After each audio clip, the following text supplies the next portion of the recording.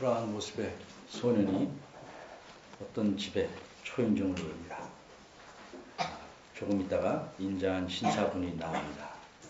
이 소년이 말합니다. 배가 고프니 도와주십시오. 이 주인은 돈을 넉넉히 줍니다. 그리고 며칠 후에 또 이 소년이 찾아왔습니다. 부모는 있니? 없습니다. 집은 있니? 없습니다. 어떻게 사니? 거리에서 떠들면서 합니다. 또 돈을 줬습니다. 며칠 후에 또 찾아옵니다. 그러고 나서 이 신사분은 부인과 의논합니다. 저 아이를 우리 집에서 기르면 어떨까?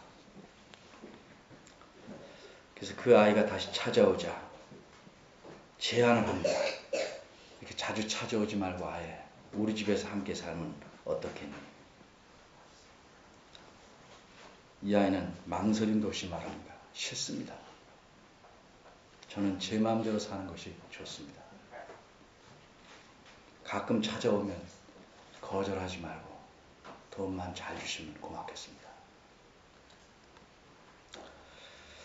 이 거지 소년처럼 예수님을 믿으려는 사람들이 많습니다.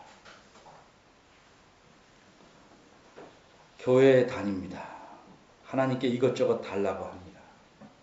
하나님이 주십니다. 하나님은 신사시오. 긍휼이 많으셔서 주십니다. 그렇게 얻으면서 또 나가서 살고 필요하면 하나님께 구하고 그렇게 살아갑니다. 그러나 이렇게 사는 사람의 삶은 무엇이 문제입니까? 하나님의 자녀로는 결코 살지 못합니다. 저 필요한 것 이것저것 얻어서 살 뿐이지 하나님의 자녀로 살지 않고 있습니다. 왜 그렇겠습니까? 예수님을 믿는다는 것이 무엇인지 모르기 때문입니다. 예수님을 믿는 것은 여러 가지로 설명해 왔지만 관계를 맺는 것입니다. 하나님을 아버지로 나는 그분의 자녀로 관계를 맺는 것이 예수님을 믿는 것입니다.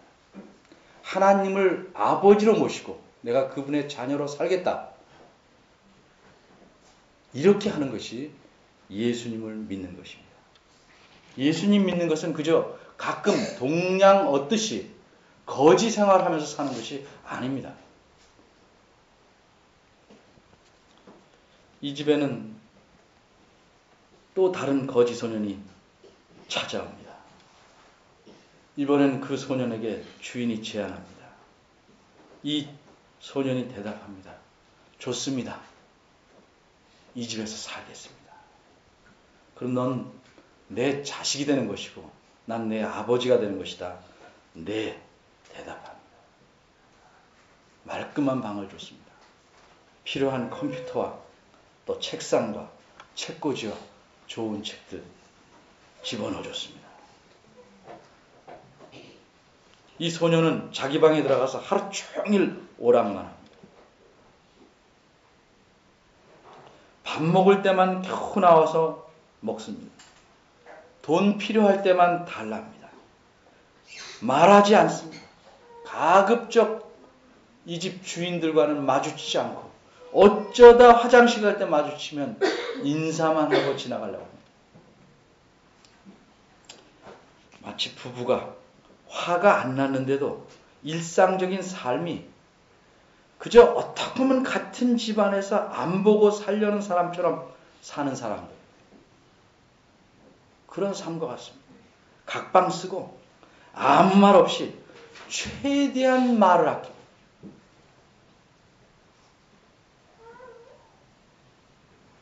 완전히 남남인데 한 집에서 그저 겨우 주소상 같은 데 올려놨다 하는 의미로서 살아가는 부부처럼 왜 함께 살려고 했을까 그럼? 이렇게 사는 교인들도 많습니다.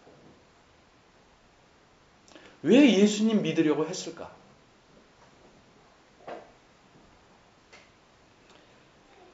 관계를 맺는다는 것은 그래 우리 관계 맺었다고 도장만 딱 찍는 것 아니고 함께 살면서 더욱 친밀하고 가까워지는 겁니다. 그러려고 애쓰는 것입니다.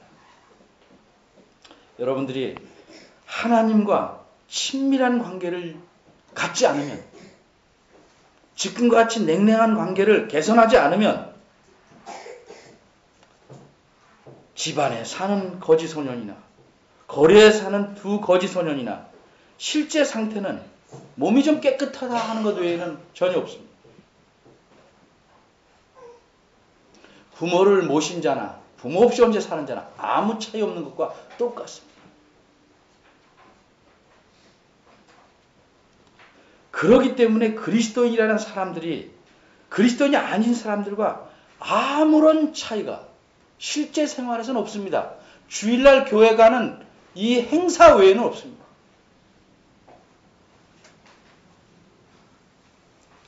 그러기에 예수님 믿지 않는 사람의 눈에는 오히려 일주일의 하루를, 그 하루의 자유를 반납해버린 사람처럼 보입니다. 매주일 꼬박꼬박 교회 가야 됩니다. 얼마나 답답하고 불쌍해 보이겠습니다. 특별히 우리 교회는 더더욱 그렇습니다. 예배만 하고 갈 수가 없으니.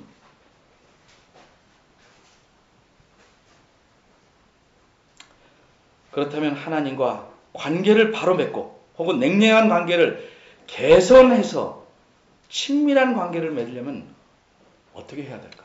무엇을 해야 될까? 첫 번째로 우선적으로 해야 될 일이 죽음에 대해서 알아야 됩니다. 죽음. 그리스도의 죽음.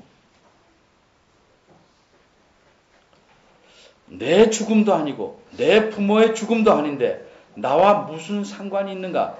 이 상관이 있는 것을 알아야 합니다. 그래야 관계를 개선하거나 맺을 수 있습니다.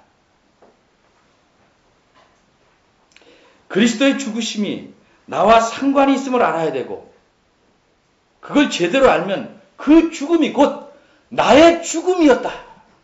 그게 내 죽음이다. 를 인정하는 자리에 이르러야 합니다.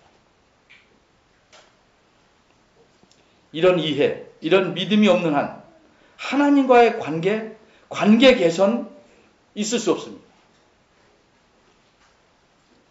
그런 이해, 믿음이 없는 한 그 사람은 겉보기는 형식적으로는 그리스도인이지만 실제로는 아닐 수 있습니다.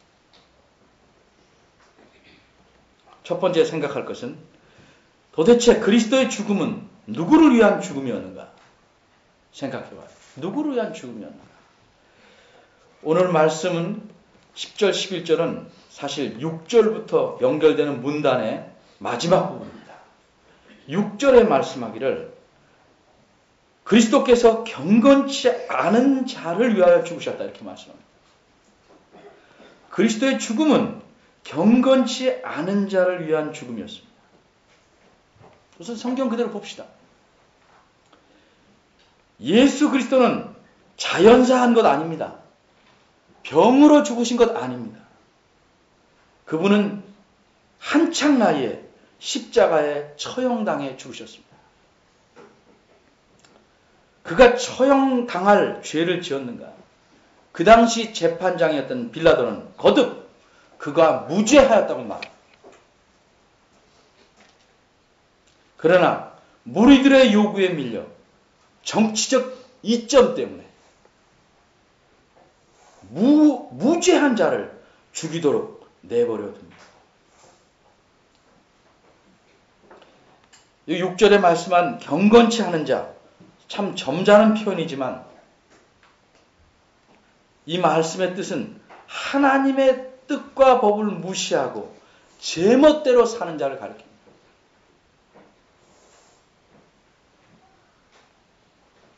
그럼 여러분 생각할 수 있습니다. 하필 죽을 만한 가치가 있는 자를 위해서 죽지, 왜 이렇게 제멋대로 사는 무법자를 위해서 죽으셨을까?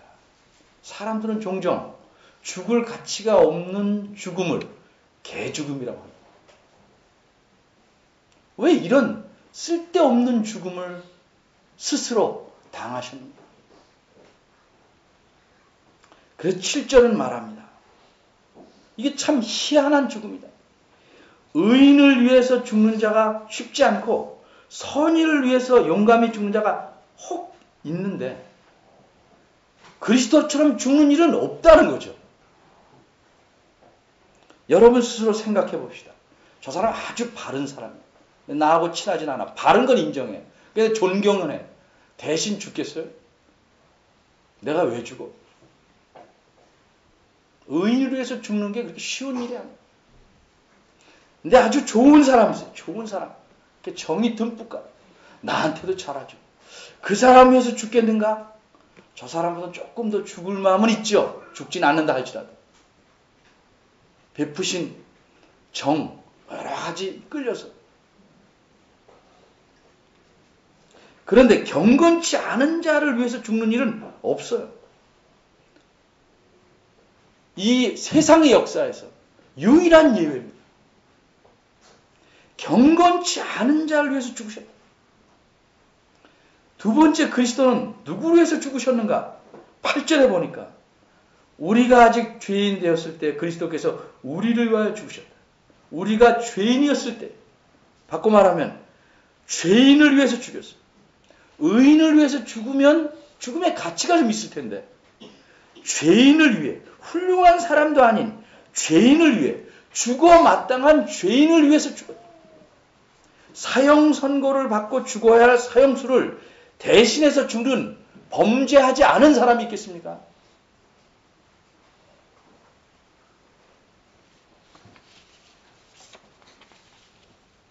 그런데 예수님은 그렇게 죽으셨어요. 오늘 10절은 우리가 원수이었을 때 그 아들의 죽으심으로.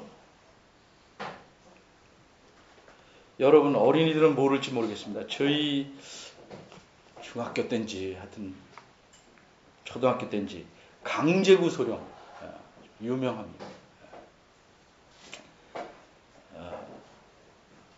자기 부대원들을 이끌고 수류탄 던지는 연습을 하다가 그 안전핀이 빠지고 앞에 떨어지자 자기 몸을 던져서 수류탄을 덮었습니다. 그 바람에 자기는 갈갈이 찢겨 죽고 부대원들은 대부분 다 살았습니다. 그가 대위 때 이런 엄청난 희생적 죽음을 맞이했습니다. 그래서 교과서까지 실리는 이런 영웅이 되었습니다. 그런데 원수를 위해서 그렇게 하는 사람이 있어요? 원수 부대원들이 지금 수리탄을 떨어졌다. 아군이 가서 엎드려서 그렇게 하겠습니까? 그렇게 하는 이가 있다면 정신이 나갔거나 아니면 혹 우리가 알지 못하는 깊은 뜻이 있을 것입니다. 여기서 말하는 경건치 않은 자, 죄인, 원수가 누군가? 여러분 금방 훑어봐서 아시겠지만 우리가 연약할 때 경건치 않은 자, 우리입니다.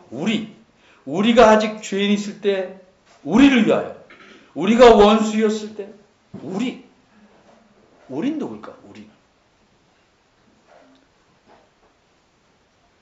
그 당시 예수님을 믿게 된 모든 사람들, 사도 바울을 포함해서 모든 예수 믿는 사람들을 가리켜서 우리라고 말합니다.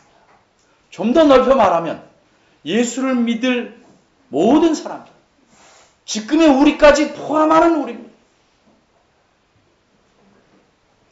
저와 여러분을 위해서 죽으셨다.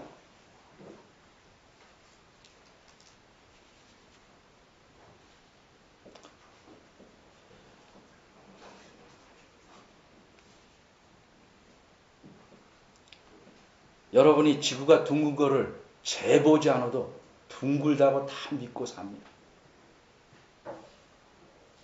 지구 바깥에 나가서 한 바퀴 돌지 않아도 다 둥글다고 생각하고 삽니다.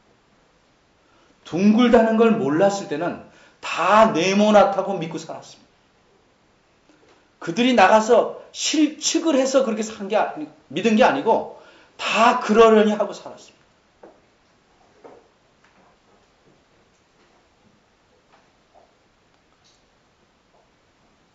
예수님의 죽으심이 나를 위한 것이다. 우리를 위한 것이다. 여러분은 알려고 하지도 않고 알아도 가슴 깊이 담아놓지 않습니다. 그래도 지구는 도는 것처럼 여러분이 인정 안 해도 이것은 전 우주적인 사실입니다. 진리입니다. 왜? 하나님이 그렇게 말씀하셨기 때문에. 예수님도 그것을 알고 죽으셨기 때문에.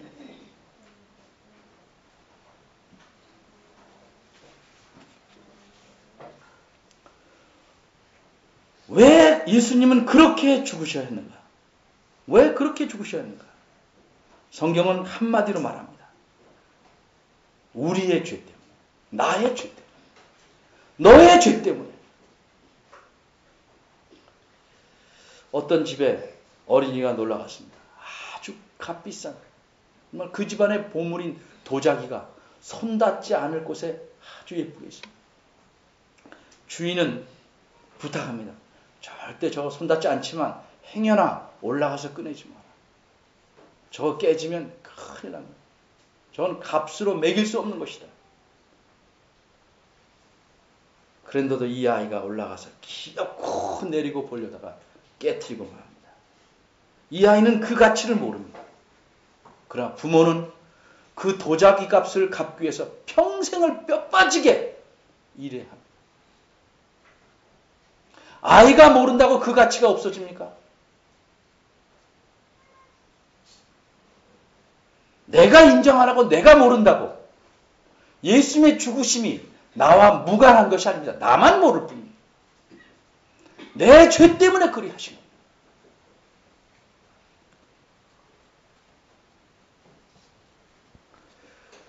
왜 모르는가? 죄의 특성이 뭐냐 하면 죄의 심각성을 모르게 하는 것이 중요한 특성입니다. 그래서 자기 죄를 심각하게 생각 못합니다. 그런데 참 희한한 것은 예수를 믿고 성숙해질수록 죄에 대해서 매우 민감해지기 시작합니다. 전에는 그저 아무렇게 말을 던집니다. 그게 남을 상하나 마나 상하는 지가 잘못이지 이렇게 생각했는데 어느 날 믿음이 자라는 사람은 마음 아파하는 것이 굉장히 가슴 아파서 사고 안 할 수가 없게 됩니다. 자기가 죄인임을 알기 시작하면 죄가 어떤 것인지를 보게 됩니다. 그 전까지는 그 죄가 그렇게 심각한지 알지 못합니다. 그저 단순히 아는 것은 사회적으로 범죄라고 하는 것만 죄라고 생각하는 정도.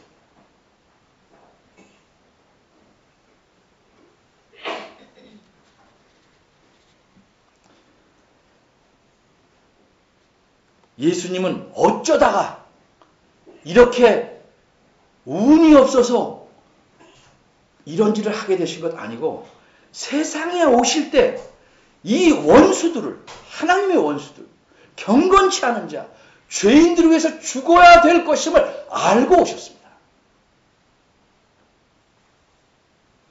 그들을 대신해서 죽어야 할 대속물로 오셨음을 알고 그 일을 위해서 세상에 사셨고 그 일을 위해서 죽으셨습니다.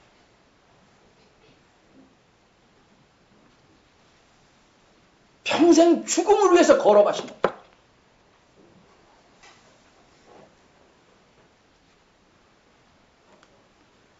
이미 예수님이 이 땅에 오시기 전 700여 년 전에 이사야 선지자는 이렇게 말합니다.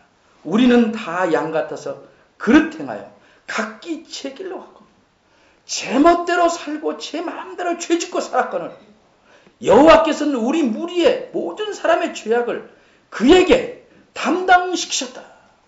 그것을 알고 이 세상에 왔습니다. 또 이어서 말합니다.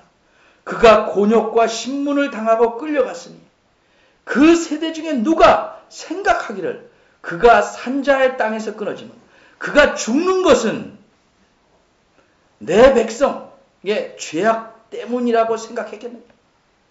마땅히 형벌받을 내 백성의 허물 때문이라고 생각했겠는가? 아무도 그렇게 생각하지 않습니다.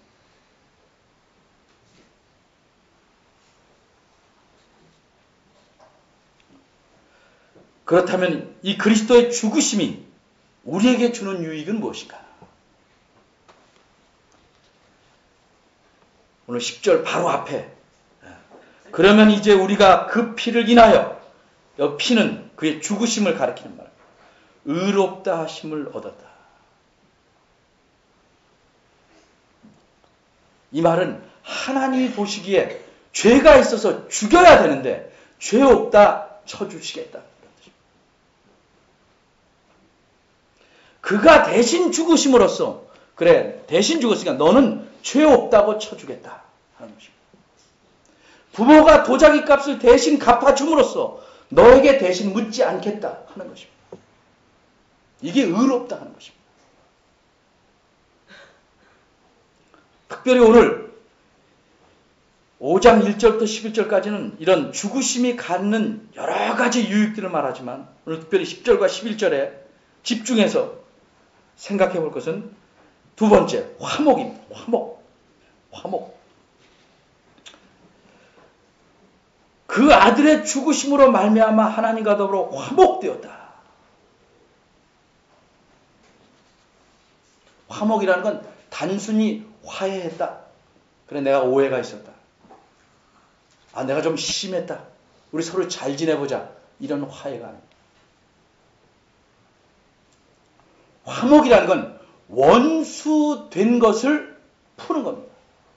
어떻게 해서 원수가 됐는가? 그 원인을 제거하는 것입니다. 사람들을 대하다 보면 마음을 상해놓고 그걸 알면서도 돈으로 해결하는 사람이 있어요.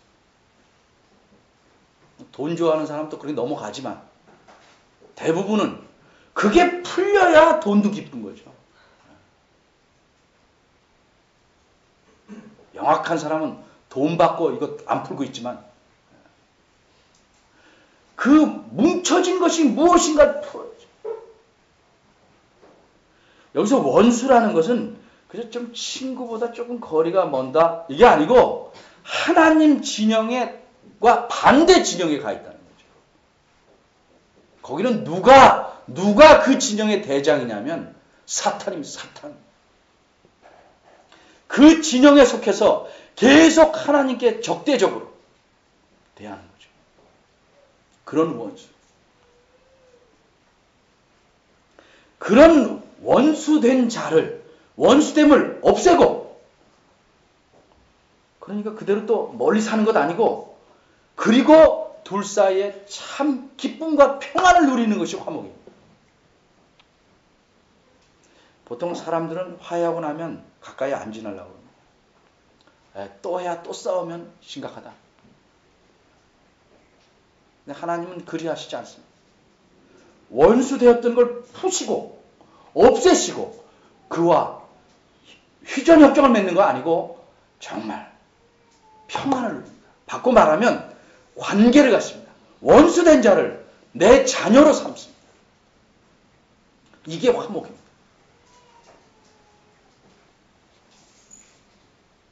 예수 믿는다는 것은 하나님의 원수였다가 하나님의 은혜로 여기 11절에 보면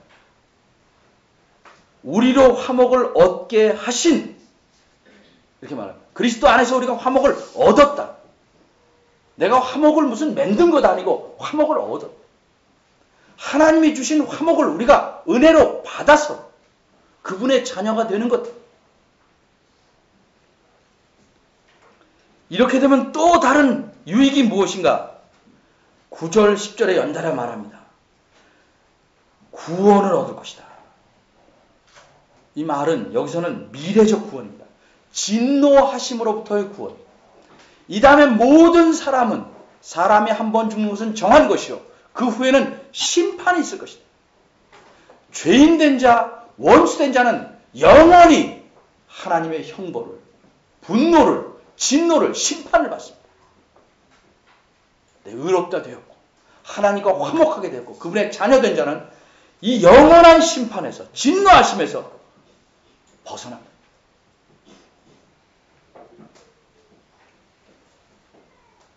이건 미래에 있을 구원입니다.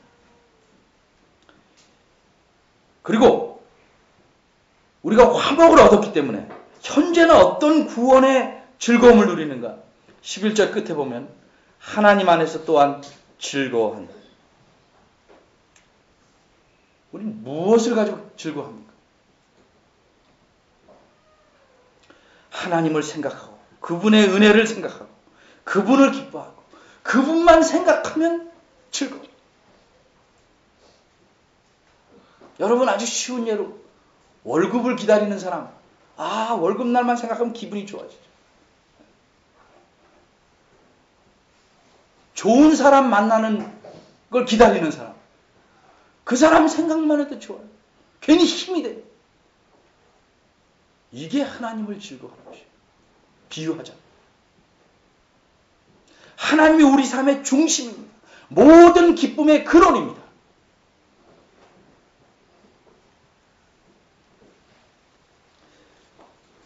요새는 좀 잠잠했는지 모르지만 많은 사람들이 만나면 최근에 만난 어떤 목사님도 우스갯소리로 로또 한번 당첨됐으면 좋겠다.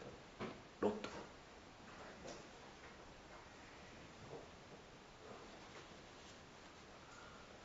왜? 그 생기는 엄청난 돈이 있으면 여러 가지 문제를 해결할 수 있다고 생각하기 때문에 그럴 것입니다. 여러분들은 그런 로또를 바라십니까? 바라는 것 자체를 크게 탓할 마음은 없지만 저는 제 인생에 이미 로또를 당첨도 엄청나게 됐다고 생각합니다.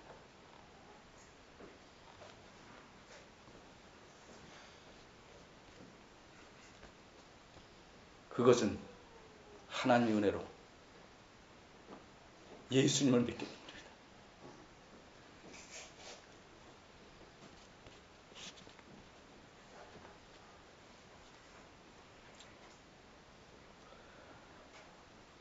우리 교우들 중에 아직 예수님을 믿지 않는 분들 있으시면 하나님과 자신이 원수임을 깨닫고 하나님과 화목하십시오. 화목하기를 최소한 간절히 바라십시오. 원수를 잊기 싫습니다. 간구하십시오.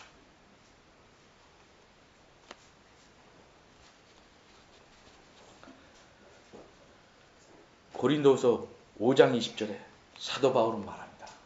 내가 그리스도를 대신하여 여러분들에게 권면하노니 하나님과 화목하라. 하나님과 화목하지 않고는 이 세상에서 사는 참 기쁨과 평안을 결코 누릴 수 없습니다. 교회를 수없이 다녀도 여러분은 거지로 다니는 겁니다. 하나님은 자비로우셔서 예수님 믿지 않는 사람에게도 사람이 살 기본적인 것은 심은도로 거두게 하십니다. 악인과 선인에게 해와 비를 골고루 주시는 하나님이십니다. 여러분은 그 정도의 돌보심밖에 못 해요.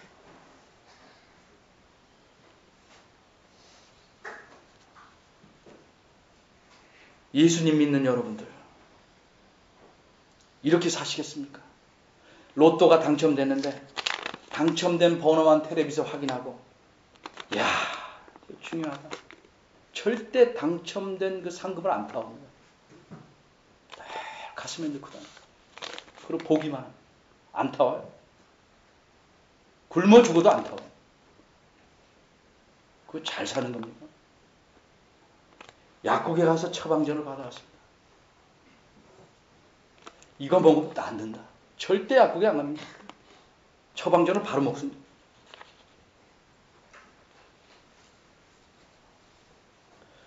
왜 예수님 믿으면서 그분을 즐거워하고 그분이 주는 평안과 기쁨을 누리지 못합니까?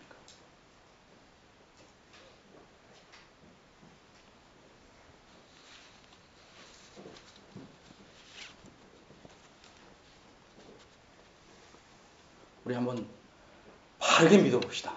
이왕 믿는 거, 이렇게 믿으나 안 믿으나 아무런 차이 없이 시간 낭비하시지 말고 아이들 말로 좀 화끈하게 좀. 그렇다고 여러분들 매일 교회 나오는 얘기 아닙니다.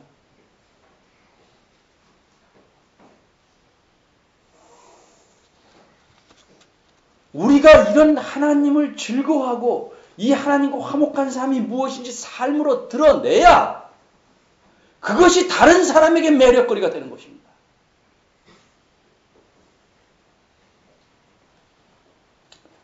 하나님은 여러분과 관계를 개선하기를 원하시고 기다리십니다. 이렇게 살지 말고 차듯 믿으자는 이렇게 살지 말고 정말 제대로 한번 믿어봅시다. 그래서 하나님의 기쁨, 하나님 주신 평안을 우리 삶 속에서 가득 누려서 어떤 환경과 여건 속에서도 우리 안에 깃든 하나님의 평강을, 기쁨을 빼앗아갈 수 없게 해봅시다.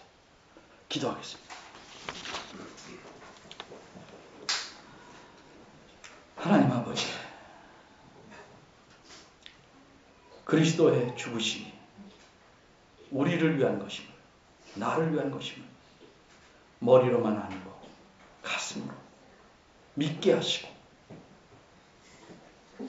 내 살아있는 동안 목숨을 다해서 이런 그리스도께, 하나님께 헌신된 삶, 거룩한 삶을 사는 저희들 되게 하시옵소서. 모든 것을 하나님 안에서 얻게 하시며 모든 것을 누리는 귀한 하나님의 자녀 되도록 은혜 주시기를 바랍니다. 예수님의 이름으로 기도합니다. 아멘. 다 같이 일어나셔서 성경 2장 보셔서